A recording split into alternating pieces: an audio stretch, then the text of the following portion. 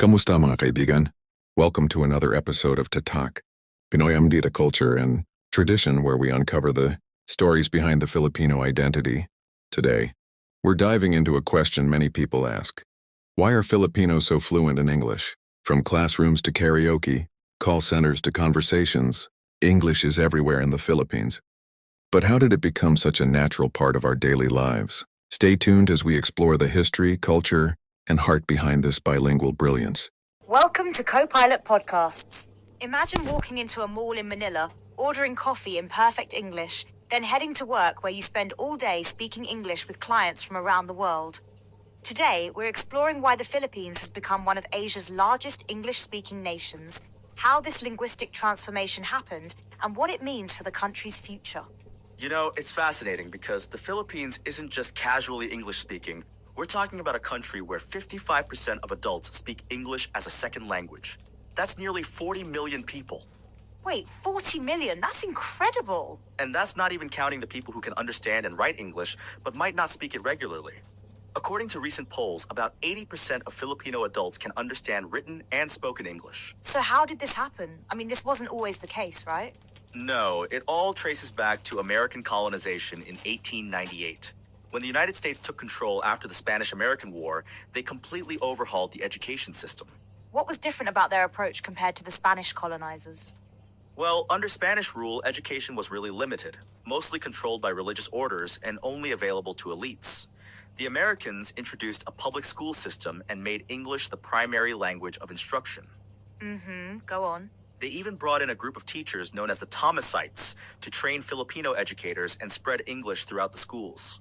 You know what's interesting? This wasn't just about education, was it? There was probably a broader strategy at play. Exactly. It was a mix of what they called altruism, belief in American democratic institutions, and yes, practical needs for governance and economic exploitation. And now, over a century later, where does the Philippines stand globally in terms of English proficiency? According to the latest English Proficiency Index, the Philippines ranks second out of 23 countries in Asia and 22nd worldwide. That puts us ahead of both Malaysia and Hong Kong. That's pretty impressive, actually. And here's something that might surprise you. Filipino corporate employees score an average of 63 on the Pearson English test, while the global average is only 57. Speaking of corporate, I heard there's a connection between English proficiency and the business process outsourcing industry. Oh, absolutely. The IT business process management sector has exploded. From 2009 to 2023, employment in this sector grew from about 500,000 to 1.7 million people. That's a huge jump.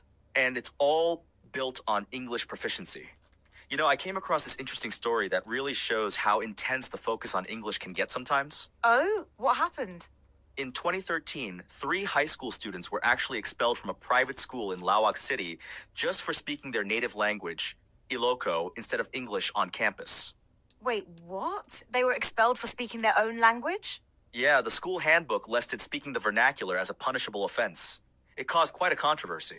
That seems extreme. It really highlights the complex relationship between English and local languages in the Philippines. The country actually has over 100 languages spoken throughout its territory. So how does that work with the education system today? Well, the current system is based on the 1987 Constitution, which established both Filipino and English as official languages for communication and instruction. And how exactly is that implemented in schools? There's actually a specific division. Filipino is used for social studies, music, arts, and physical education, while English is used for science, mathematics, and technology subjects. Interesting split. And recently, there's been a new development. They've introduced mother tongue-based multilingual education, especially in the early grades. That sounds like a big change from the English-only policies we were talking about earlier. It is, but here's what's fascinating. Even this initiative is ultimately designed to produce greater English proficiency. The idea is that strong foundation in the mother tongue leads to better second language acquisition. You know what I find really interesting about all this? The push for English isn't just coming from the top down anymore. Right, it's coming from all sectors of Philippine society. Even many minority language speakers view English as essential for success. Why do you think that is? Well, according to recent studies, it's seen as crucial for both individual advancement and national development. English is viewed as the key to global opportunities.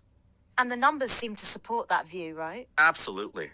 The Philippines English Proficiency Index score of 570 puts it at a B2 or upper intermediate level, meaning Filipino English speakers can communicate with ease and efficiency in professional contexts. That's pretty remarkable for a country where English isn't the first language.